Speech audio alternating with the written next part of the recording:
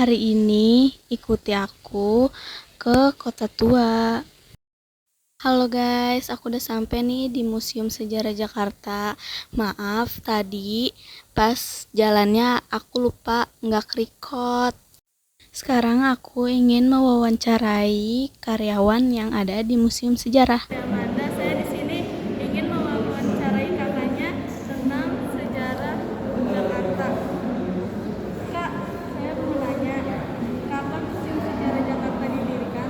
Jadi gedung ini dibangun pada tanggal 25 Januari tahun 1747 di bawah pimpinan Gubernur Johan Patton dan selesai pada tanggal 1 Juli 1710 oleh Gubernur Pakualaman Iwan III. Dan pada tanggal 30 Maret 1974 gedung ini diresmikan oleh Gubernur Ali Sadikin menjadi Museum Sejarah.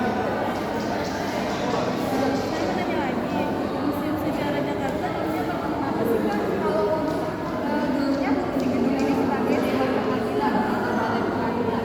Jadi di sini kita juga ada koleksi penjara bawah tanah dan juga ruang pengadilan di lantai. Adakah sejarah dari Museum Sejarah Jakarta ini?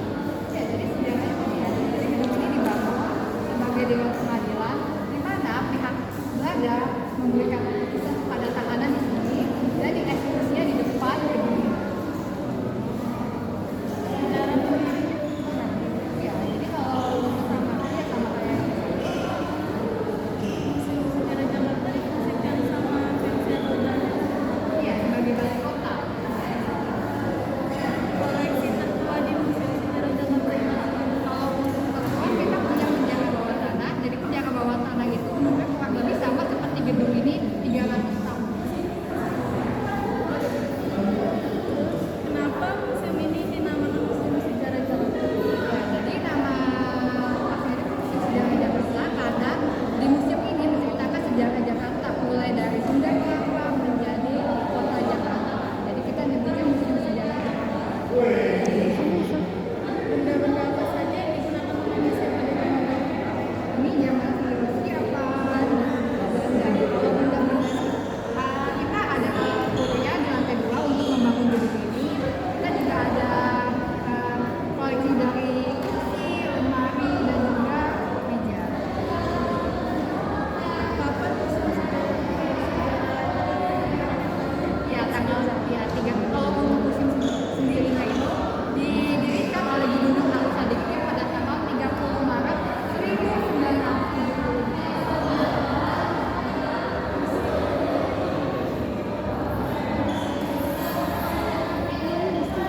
Kira-kira Museum Sejarah Jakarta peninggalan dari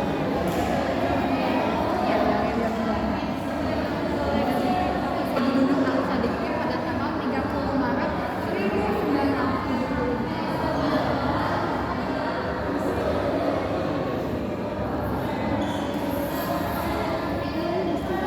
kira-kira Museum Sejarah Jakarta peninggalan dari Ya dari yang Belanda. koleksi apa saja yang terdapat di Museum Sejarah Jakarta? Ya kalau untuk koleksi kita ada koleksi ruang penjara bawah tanah, koleksi dari kerajaan Tarumanegara, koleksi dari pengadilan, juga ada koleksi dari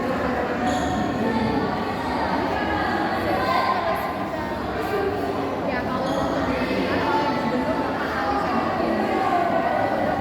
Itu aja yang saya mau sampaikan. Makasih, Kak. Sekarang di sini aku ingin memperjelaskan tentang sejarah museum.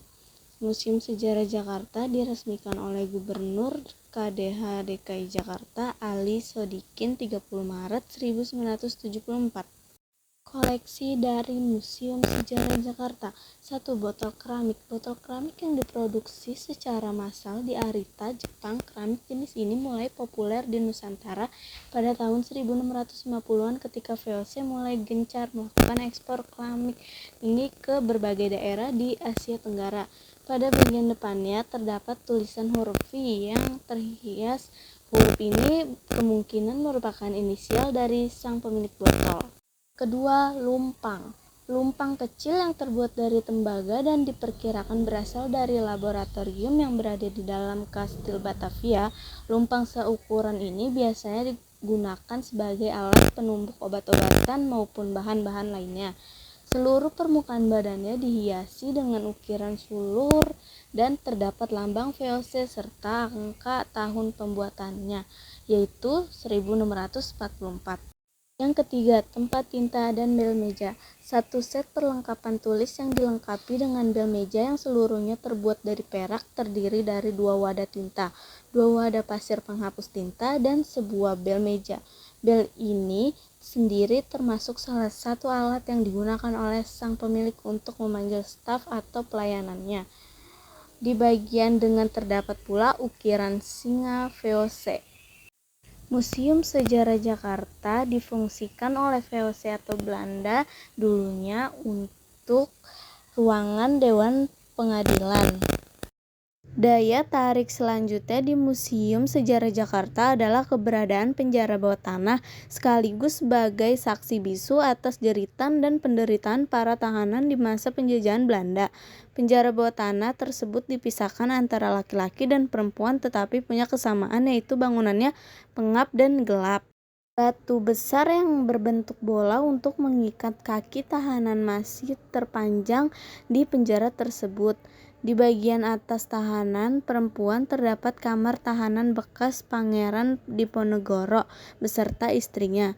Tidak sedikit yang menjadikan lokasi penjara bawah tanah sebagai lokasi uji nyali atau membuat konten-konten menyeramkan, karena memang nuansa mistis sangat terasa saat berada di area tersebut. Miniatur kursi. Rumah-rumah bangsawan di Batavia abad 19 umumnya dihiasi dengan ornamen berbahan dasar kayu. Hiasan kursi ini sendiri merupakan tren baru di Batavia pada masa itu. Gayanya dikenal dengan istilah gaya Raffles yang mengacu pada Thomas Stanford Raffles, gubernur Batavia pada awal abad ke-19. Bentuknya sangat indah dengan penyangga bagian belakang yang melengkung sempurna. Bentuk kursi yang apik ini memperlihatkan status pemiliknya yang tinggi pula pada masa itu. Cara pemakaian alat batu. Alat serpi baik yang diretus maupun tidak biasanya mempunyai ukuran yang cukup nyaman untuk dipegang dengan tangan, terutama dengan telunjuk, jari tengah, dan jempol. Serpi berukuran besar dipakai dengan digenggam dengan seluruh tangan. Serpi dapat digunakan untuk mengiris, memotong, meraut, atau mengupas sesuatu. Sementara beliung dalam pemakaiannya harus diikat dengan pada gagang.